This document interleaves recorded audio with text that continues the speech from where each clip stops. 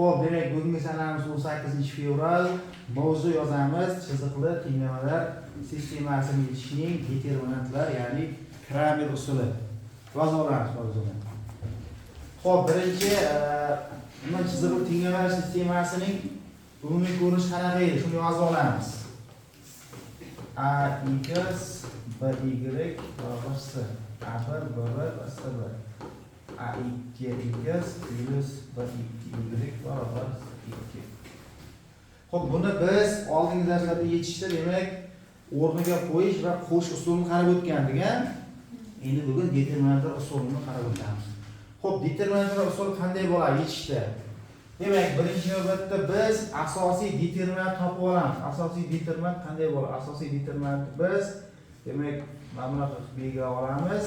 Mana asosiy determinant, ya'ni u x va y larning oldida turgan koeffitsient. Ya'ni bu yerda x bilan y nima edi? Noma'lummi?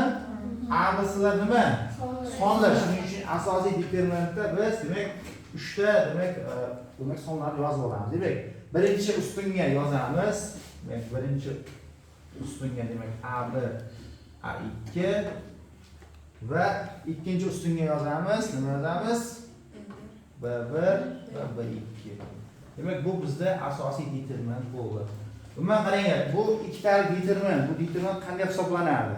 Bunda determinant hisoblashda biz mana diagonallar, mana bu diagonalni bir-biriga ko'paytiramiz va ayiramiz. Ikkinchi bu diagonal ko'paytmasdan, ya'ni A1 ko'paytirilgan B2 dan biz ayiramiz buni A2 ko'paygan B1 dan. Demak, bu asosiy determinant. Bu hisoblash shunday bo'ladi. Misol masalan qaranglar. 2, 3, 5, 6 bo'lsa shu determinant hisoblang desa nima qilamiz qaranglar. Demak, birinchi ustun, birinchi satrda turgan son mana 2 ni nima ko'paytiramiz? 6 ga. Demak, 2 kere 6 dan ayiramiz nimani? 3 kere 5 ni mana. 3 kere 5 ni. Demak, 12 minus necha bo'ladi? 15 barobar 3. Tushundik-a? Bu ikkita determinant hisoblashtirgan oldikmi? Endi bu asosiy determinant topib, ikkinchi qiladigan ishimiz delta x ni topamiz. Ya'ni bu ustunga qaraysizlar, qaranglar. Ya'ni birinchi qator, birinchi ustunda x oldidagi turgan koeffitsiyentlarning o'rniga biz qaranglar. Mana oxiridagi ozod xat bor-ku mana, c1 c2. Shuni yozamiz mana, c1 c2 va y niki o'zi turadi mana, b1 va b2. Keyin delta y ni topamiz, qaranglar. Endi bunda y ni oldidagi turgan koeffitsiyentlar o'rniga ozod xat, ya'ni c1 c2 demak bu ustunga keladi. Mana qaranglar. a1 a2 demak b1 b2 ni o'rniga nima yozamiz? c1 c2 yozamiz. c1 c2. Endi buni hisoblashni mana o'rgatdik. Demak, mana birinchi demak diagonal ko'paytma, demak birinchi diagonal bo'yicha ko'paytiramiz. Ya'ni s1 ni b2 ga ko'paytmasidan nima ayiramiz? s2 ni b2 ga ko'paytmasidan. Xo'p, bitta misol ko'raylik. Misolni tushunib olasizlar demak yaxshiroq. Xo'p, misol masalan x minus y barobar ya'ni 5 bo'lsin mana va aytaylik x virusdan 2y barobar. Xo'p, yechimlar 6 bo'lsa 6 yechim tanlab olaylik. Masalan x biz 6 deb tanlab olsak 12, shunda y nechi bo'ladi? Y barobar 7 bo'lishi kerak, to'g'rimi? Demak 6 ga 14 qo'shsak y bo'lishi kerakmi? 12 dan 7 5 to'g'ri. Endi mana sistema berilyapti bizga. 2x minus y barobar 5 va x plus 2y barobar 20 ga teng. Endi birinchi qiladigan ishimiz qaranglar. Asosiy determinant topamiz. Ya'ni A1 ni o'rniga bizga nima kelyapti? 2 kelyapti. Yozinglar agar berilmasalar. A1 ni o'rniga bizda 2, B1 ni o'rniga minus 1 va C1 ning o'rniga nima kelyapti? 5 kelyaptimi? Endi A2 ni o'rniga nima kelyapti bizda? 1 kelyapti, B2 ning o'rniga nima kelyapti? 2 va S2 ning o'rniga nima kelyapti? 20 kelyapti. Birinchi qiladigan ishimiz nimani topamiz? Yana asosiy determinant topamiz. Asosiy determinant ko'rinyaptimi mana?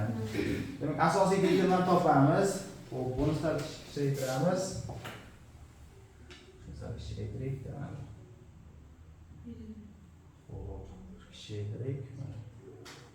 Bu ko'rinyaptimi nimaga? Xo'p, mana davom ettiramiz. Xo'p, boshlaymiz. Endi mana topib oldik mana qarang mana.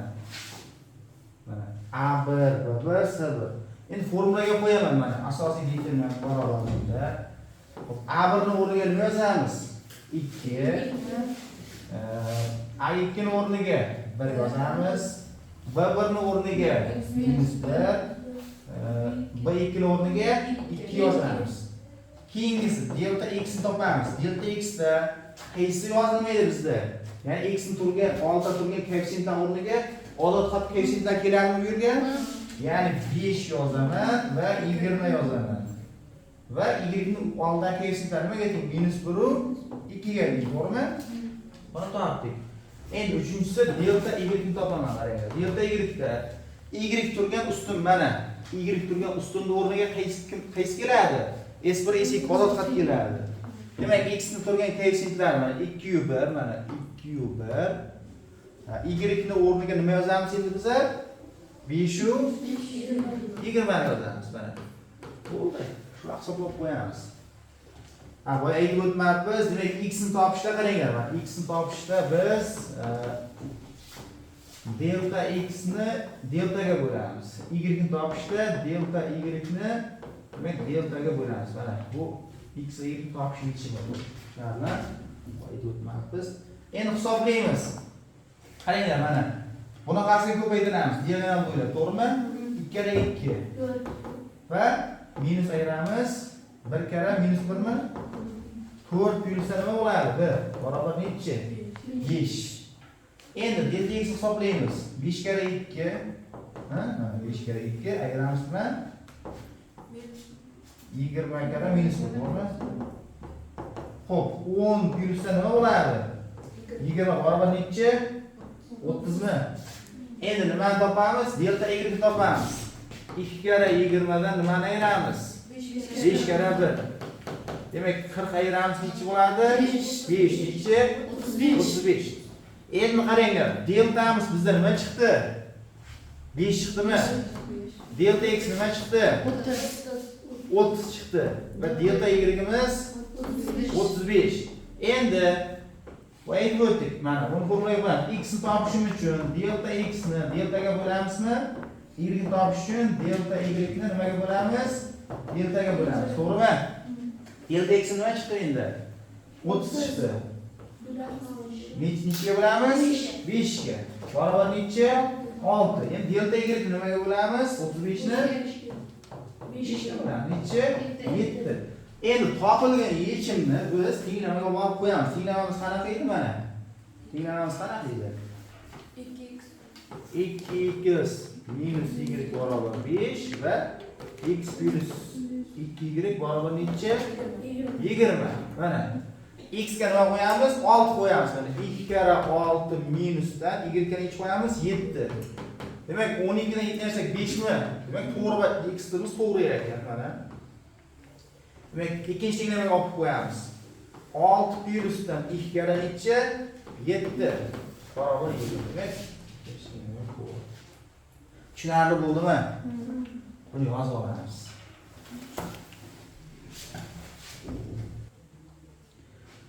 Xo'p, endi qaranglar, shizofren tenglamalar sistemasini demak 3 ta noma'lum, 3 ta tenglama kelsa, determinantlar, ya'ni kira misoli qanday bo'ladi? Bunda ham determinantdan foydalanamiz, faqat boya biz ikkita noma'lum ikkita sistemada ikkita determinant, to'g'rimi? Bunda noma'lum son nechta? 3 tami? Tenglama son nechta? 3 ta. Demak, determinantda 3 talik bo'ladi. Birinchi navbatda demak, xuddi boyagi usul o'zi bo'ladi. Bunda ham asosiy determinant topamiz. Mana asosiy determinant nima bo'ladi qaranglar. Demak, mana a x y z mana asosiy koeffitsiyentlar turadi. Birinchisida mana demak, keyin delta x ni topishni yozamiz. Delta x da o'sha ya'ni x ni oldida turgan koeffitsiyentlar qatnashmaydi. Uning o'rniga nima keladi bizda? Ozod xat. Ya'ni delta x da nima kelar ekan? d1, d2, d3.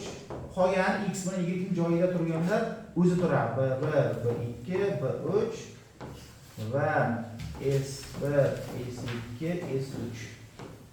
Keyin delta y da nima bo'ladi? Delta y da endi qaysi koeffitsient qatnashmaydi? Aytgan Hakimjon, qaysi qatnashmaydi? Ya'ni y ning oldida turgan koeffitsient qatnashmaydi mana. b1, b2, b3 qatnashmaydi. Shuni o'rniga nima keladi mana? d1, d2, d3 keladi. Demak mana a1, a2, a3. Endi y ning o'rnida demak d1, d2 va d3. Demak z ni oldida o'zi turadi demak. s1, s2 va s3. Xo'p, delta z endi. Delta z qanday bo'ladi? Delta z. Mana z oldidagi turgan nima qatnashmaydi? Koeffitsient qatnashmaydi. Nima yozamiz? a1, a2, a3, b1, b2, b3 va endi z oldida turgan koeffitsient qatnashmaydi-da, bunda to'g'rimi? Buni o'rniga nima yozamiz? b2 va d3. Tushunarlimi? Endi buni tushib qoldik, to'g'rimi? Endi bizda qiladigan ishimiz mana bu uchta determinant qanday hisoblanadi? Shuni o'rganamiz birinchi navbatda. Qaranglar. Buni sal endi uzoqroq bo'ladi. Xo'p, birinchi navbatda qanday bo'ladi? Sizni olamiz. Mana sizni olamiz. Yana qo'shimcha. Demak, 1, 2, 3, 1, 2, 3, 3. Xo'p, qaranglar, qanday hisoblanadi? Demak, birinchi mana bu diagonal bo'yicha harakatlanadi. Mana shu turgan koeffitsiyentlar ko'paytiramiz. Ya'ni a1 demak a1 demak masalan bu nima bo'ladi? Determinant bo'ladigan bo'lsa qaranglar mana. a1, a2, a3, a4, a5, a6, a7, a8, a9. Demak bizda 9 ta nima bor? 9 ta son bor. Demak, birinchi diagonal bo'ylab ko'paytiramiz. Ko'paytirganimizda demak A1, A5, A9 ni ko'paytiryapmiz. Ko'ryapsizmi? Uchalasini ko'paytiramiz va plus yozamiz shunga plus. Plus mana buni. Mana bu diagonal bo'yicha harakatlanamiz mana. Bu uch burchak bo'ylab. Bu yerda nima bo'layapti endi? Qaysi qadar ko'payyapti mana? A2, A6, A7 ko'payyapti. Va plus yozamiz mana plus. Mana bu bo'yicha harakatlanamiz mana. Xullas mana 1, 2, 3 ta sonni ko'paytiramiz. Shu bo'yicha yozaman qaranglar mana. To'xtab tursin bu. Shunga plus deymiz, endi qaranglar, shunga plus. Ikkinchi nima yozamiz? Ikkinchi diagonal bo'yicha. 2, 3, 1, 2, 3. O'rtamizda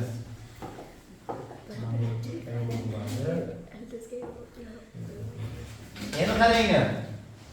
Endi bunaqasiga harakatlanamiz. Bu diagonal bo'yicha ketdi. Endi bu diagonal bo'yicha harakatlanamiz. Mana. Bu diagonal va unga parallel mana. Mana ikkita parallel va bunga mana o'sha chiziq. Va bu mana.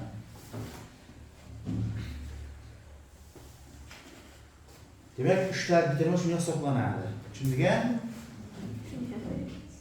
Xo'p, buni men bu misolda yozaman, qaranglar. Mana bu misolda yozaman. Mana bu chiziqlar qaranglar. Mana chiziqlar bor-ku mana. Chiziqda buni harflar turibdi deb o'ylaylik mana. Birinchi mana qara. Bu uchalasini ko'paytiryapsizmi? Qaysini ko'paytiraman? A1, A5, A9 ni yozaman mana. A1, A5, A9. Plus yozaman, qaranglar. Endi bu bo'yicha harakatlanadi. Bu chiziq bo'yicha. Nechta turibdi bu yerda? A2, A2, A6. Nechta turibdi? A7 turibdimi? Plus deyman. Endi bu bo'yicha, bu chiziq bo'yicha harakatlanamiz. Qaysi turibdi?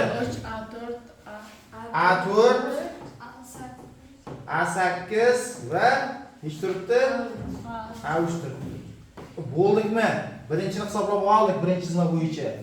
Ayiramiz endi bundan nimani? Ikkinchi chiziq bo'ylab mana. Bu diagonalni ko'ryapsizmi? Bu diagonalda elementlar qaysi? A3, A5, A7. Mana A3, A5 va A7. Plyusdan yozaman. Endi bunga parallel uchburchak mana. Bitta o'tdik, bunga parallelchi A6, A8, A1 mana. A6 turibdi bu yerda. Va nech turibdi? A8 va A1 turibdi. Plus deyman. Endi qaysi qoldi? Bu uchburchak mana. Bu uchburchak nech turibdi? A4, A2, A2, A4 va A9mi? A9. Mana shunday hisoblanadi. Tushunarlimi? Buni yozib olamiz.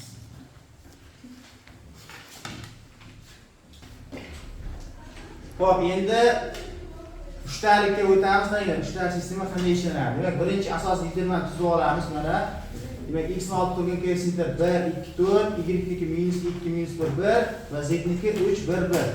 Delta x demak x oldida turgan koeffitsient bo'lmaydi va uni o'rniga odam faqat o'tadi. Hisoblaymiz. Birinchi diagonal bo'yicha hisoblaymiz.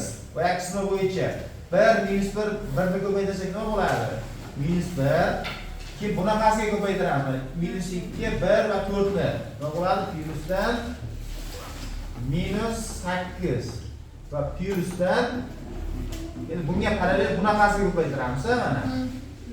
Demak, buni ko'paytirdik -1, 1, -1, mana uchalasi keyin buni -2, 1, 4 ni ko'paytirdik -8. Endi 2, 1, 3 ni ko'paytirsak nechi? 6. Endi bundan ayiramiz ikkinchi diagonal bo'yicha mana. 3, -1, 4 ni ko'paytirsak nechi bo'ladi? -12. Bunaqasiga demak 1, 1, 3 ga 1 ni ko'paytirsak 1. Bunaqasiga demak nima bo'ladi? -2, 2, 1 ni ko'paytirsak -4 mi? Hisoblaymiz. Xo'p, -9, -3 mi? -3. Nima bo'ladi? -2 ga 1 ni qo'shsak -11. -11 dan 4 bersak necha?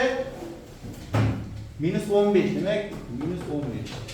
Bu demak -3 plus 15 barobar necha? 12 bo'ladi. Delta x hisoblaymiz. Delta x hisoblasak -4.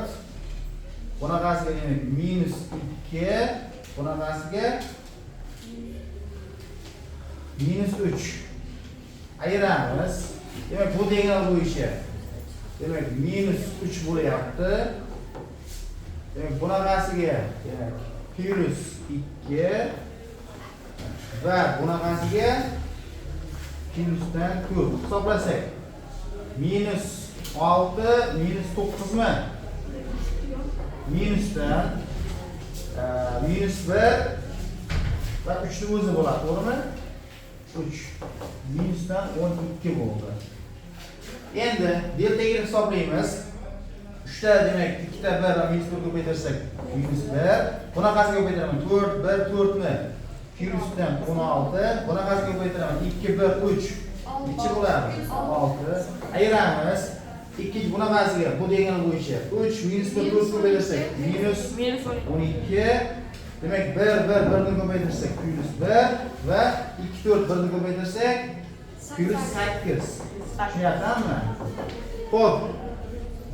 22, 21 minusdan demak -11, -3 mi? +3 ga aylanadi. Nechi bo'ladi? 24 bo'ladi. Va delta z hisoblaymiz. 1, -1 1 ni ko'paytirsak -1. Endi bu mana -2, -1 4 -8 +8. Bu bo'yicha 2, 1, 4 ni ko'paytirsak +8. Endi bu diagonal bo'yicha 4, -1 4 ko'paytirsak -16. Demak -1, 1, 1 ni ko'paytirsak -1 ham. Keyin bunaqasiga -2, 2, -1, 1, -4 ha, -4. Hisoblaymiz. 16 15 bo'lyapti. Demak, minus 21 mi? Mana, minus 17. Plus 21. Minus 21 va plus 21 bo'ladi, to'g'rimi? Qo'ysak necha bo'ladi? 36. 36. Endi yozamiz qaranglar. Del x topamiz. Delta x taqsim delta y topamiz. Delta y taqsim delta va z ni topamiz. Delta z taqsim delta. Xo'p, delta x nima bo'ldi endi? Minus 12 mi? Deltamiz nimaga teng bo'ldi? 12 barobar minus 1. Delta y nima bo'ldi? 24 taqsim 12 2 bo'ldi va delta z'imiz nima bo'ldi? 36 taqsim 12 barobar 3. Demak, x ning minus 2, y ning 2 va z ning 3. Shu bilan darsimiz tamom yozib olamiz.